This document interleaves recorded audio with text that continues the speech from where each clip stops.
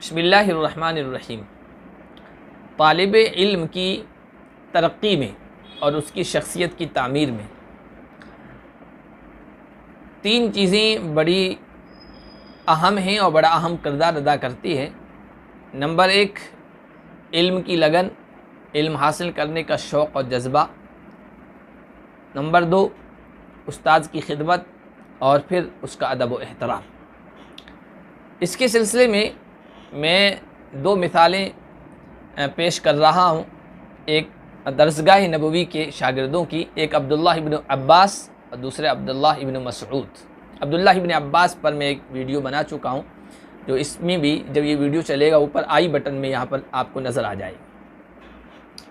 حضرت عبداللہ ابن مسعود رضی اللہ تعالیٰ عنہ کا تذکرہ آج کرنا چاہتا ہوں۔ خود وہ فرماتے ہیں کہ انا سادس فی الاسلام، اسلام قبول کرنے والوں میں چھٹے نمبر پر۔ مورخین نے ان کے قبول اسلام کے بارے میں یہ بھی لکھا ہے کہ نبی پاک صلی اللہ علیہ وسلم اور آپ کے یار غار رفیق مزار ابو بکر رضی اللہ تعالیٰ عنہ ایک دن دوپہر کے وقت مکے کی کسی پہاڑی علاقے میں جا رہے تھے۔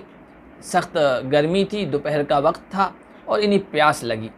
پانی انہوں نے آس پاس تلاش کیا، پانی نہیں ملا، لیکن قریب میں دیکھا کہ ایک بچہ ہے جو بکریاں چرا رہا ہے۔ اس بچے کے پاس گئے، بچے سے پانی کے بارے میں پوچھا تو اس نے نفی میں جواب دیا کہ نہیں ہے۔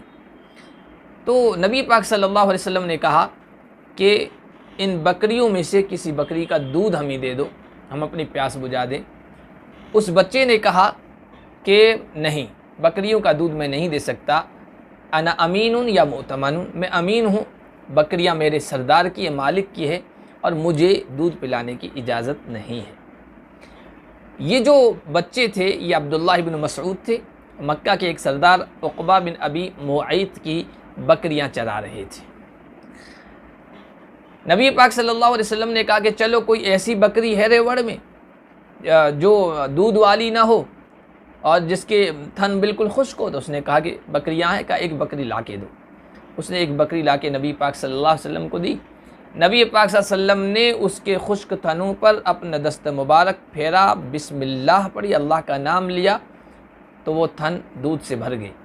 آپ نے دھویا، خود پیا، ابو بکر کو پلایا، پھر تھنوں پر ہاتھ پھیرا، تھن واپس خشک ہو گئے۔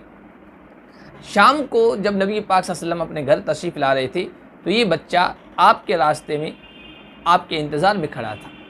آپ صلی اللہ علیہ وسلم نے پوچھا کہ کیسے آئے ہو؟ اس نے جواب دیا کہ آپ نے صبح کو جو بکری کے تھنوں پر کچھ پڑھا تھا، کچھ منتر کیا تھا، وہ مجھے آپ سکھا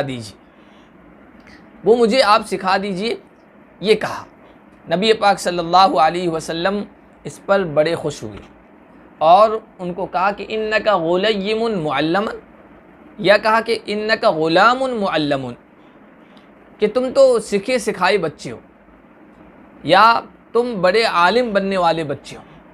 نبی پاک صلی اللہ علیہ وسلم نے یہ جملہ اس بچے کی حوصلہ افزائی کے لیے دو باتوں کی وجہ سے کیا تھا۔ ایک تو صبح والی بات کہ اس نے کہا تھا کہ بکریاں میری نہیں ہیں، میں امانت دار ہوں، مجھے دودھ پلانے کی اجازت نہیں ہے، اس وجہ سے اس پر خوش ہو کر۔ دوسرا، اس کے سیکھنے کے جذبے سے متاثر ہو کر کہ اس نے دیکھا تھا کہ کچھ یہ پڑھ رہے ہیں، دم کر رہے ہیں، اب وہی منتر اور وہی کلمات سیکھنے کے لیے نبی پاک صلی اللہ علیہ وسلم کے پاس آئے۔ تو اللہ کے نبی نے ان کے سر پر ہاتھ پھیرا اور یرحمک اللہ کا دعائیں دی، اور پھر کہا کہ تم آتے رہنا میرے پاس سیکھنے کے لیے۔ یہ حضرت عبداللہ ابن مسعود رضی اللہ تعالیٰ عنہ کا سیکھنے کا جذبہ تھا۔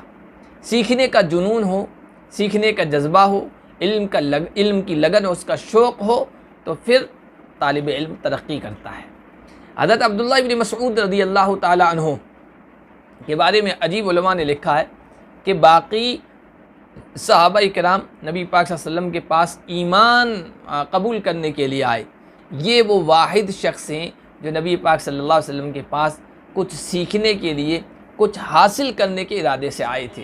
تو اللہ تعالیٰ نے ان کو ایمان سے بھی سرفراز فرمایا، اور وہ سیکھنے کا جو جذبہ تھا اس کی وجہ سے علم کے بلند مقام پر بھی فائز کر دیا، کہ بعد میں سید الفقہاء ان کو لقب ملا۔ اب دوسری بات آئی، استاذ کی خدمت، ادب اور احترام۔ یہی طالب علم حدیث میں ان کے لیے جو القاب آئے ہیں وہ یہ ہیں صاحب السواک، صاحب النعلین، صاحب السواد، صاحب المطہرہ، صاحب الطہور، کہ نبی پاک صلی اللہ علیہ وسلم کے جوتے یہ اتارتے تھے، جوتے پہناتے تھے، جوتے اٹھاتے تھے، مسواک لے کر ہر وقت حاضر رہتے تھے، تکیہ حضور صلی اللہ علیہ وسلم کی خدمت میں پیش کرتے تھے، پانی کا لوٹا اٹھائے رکھتے تھے، آپ صلی اللہ علیہ وسلم کے لیے اس کا انتظام کیا کرتے تھے۔ نبی پاک صلی اللہ علیہ وسلم کی یہ خدمت اور نبی پاک صلی اللہ علیہ وسلم سے لگاؤ، یہ وہ نوجوان ہیں کہ پردے کی آیات اترنے کے بعد نبی پاک صلی اللہ علیہ وسلم کے گھر میں آنے کے لیے استئذان، اجازت طلب کرنے کی ان کے لیے شرط نہیں تھی۔ اللہ کے نبی صلی اللہ علیہ وسلم نے ان کو کہہ رکھا تھا کہ جب تم ہمارے یہاں آنا چاہو، گھر کا دروازہ کھلا ہو اور اندر ہماری آواز آ رہی ہو تو تم بغیر اجازت کے اندر آ سکتے ہو۔ نبی پاک صلی اللہ علیہ وسلم کے پاس کثرت سے آنا جانا تھا، آپ کے خدمت گزار تھے، اسی لیے حضرت ابو موسیٰ اشعری کہتے ہیں میں اور میرے بھائی یمن سے آئے، اور عبداللہ ابن مسعود کے نبی پاک صلی اللہ علیہ وسلم کے گھر میں کثرت سے آنے جانے کی وجہ سے ایک عرصے تک ہم یہ سمجھتے رہے کہ یہ آپ کے اہل بیت میں سے ہیں، آپ کے خاندان اور فیملی کے ایک فرد ہیں۔ پھر اللہ تعالیٰ نے حضرت عبداللہ ابن مسعود کو علم کے حاصل کرنے کے اس جذبے اور خدمت کی وجہ سے کیا بلند مقام پر، کتنے بلند مقام پر فائز کیا، وہ سنا کر میں بات ختم کرتا ہوں۔ تاریخی روایت میں آتا ہے کہ حضرت عمر رضی اللہ تعالیٰ عنہ کے دور میں جب کوفہ ایک نئے شہر کے طور پر آباد ہوا تو وہاں سے ایک وفد آیا اور کہا امیر المؤمنین شہر آباد ہو گیا ہے، وہاں کے جو مقامات ہیں، بازار ہیں، مساجد ہیں اور دوسرے مقامات پر نور ہو گئے ہیں، آباد ہو گئے ہیں۔ ایک چیز کی ہمیں کمی محسوس ہو رہی ہے کہ جب کوئی شرعی مسئلہ پیش آتا ہے تو رہنمائی کے لیے وہاں کوئی موجود نہیں ہے، اس میں بڑی مشکل پیش آتی ہے، اور ہر مسئلے کے لیے ہم مدینہ آئیں یہ بہت دشوار ہے۔ اس لیے کوئی ایسا آدمی جس پر آپ کو اعتماد ہو آپ ہمیں دے دیجئے تاکہ اس سے ہم شرعی علمی رہنمائی حاصل کرتے رہیں۔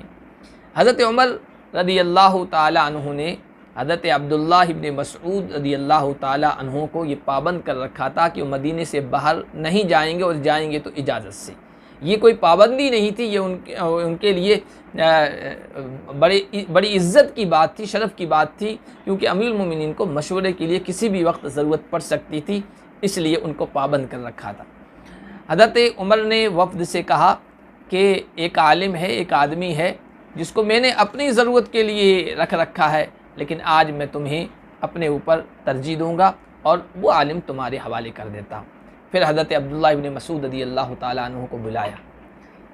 حضرت عبداللہ ابن مسعود کی جو حیت تھی، شکل و صورت تھی، وہ دیکھیے آپ، بالکل پستہ قد، چھوٹے قد کے، اور آپ کا جو سراپا تھا وہ بالکل دبلا پتلا، اور سر چھوٹا سا، اس پر بڑی سی پگڑی، عجیب حیت و شکل کے تھے۔ وفد کے سردار نے جب ان کو دیکھا تو حیرت سے کہا اتستہزئ بی یا امیر المؤمنین، امیر المؤمنین آپ ہمارے ساتھ مذاق کرتے ہیں؟ آپ نے کہا بہت بڑا عالم دوں گا جس پر مجھے اعتماد ہے اور میں نے اپنی ضرورت کے لیے روک کر رکھا ہے، لیکن آج تمہیں دوں گا، یہ بڑے عالم ہیں؟ تو حضرت عمر رضی اللہ تعالی عنہ نے ان سے کہا کہ ہاں بھائی، یہ بہت بڑے عالم ہیں، انہو کنیف ملیء علما، ان کے سر کے بالوں سے لے کر پیر کے تلوں تک یہ علم سے لبریز ہیں، یہ علم کا برتن ہے جو اللہ کی طرف سے بھر دیا گیا ہے، تو یہ بہت بڑے عالم ہیں۔ یہ بلند مقام حضرت عبداللہ ابن مسعود کو خدمت کی وجہ سے، استاذ کے ادب کی وجہ سے اور علم کے شوق اور لگن کی وجہ سے حاصل ہوا ہے۔ درسگاہ نبوی کی ان دو مثالی شاگردوں کا واقعہ اور ان کا قصہ میں نے اس لیے رکھا ہے کہ سال کے شروع میں طلباء سنیں اور ہم طلباء کو سنائیں تو ان کے اندر بھی یہ چیزیں پیدا ہوگی، اور جو انہیں بعد میں انشاءاللہ مستقبل روشن مستقبل فراہم کریں گی۔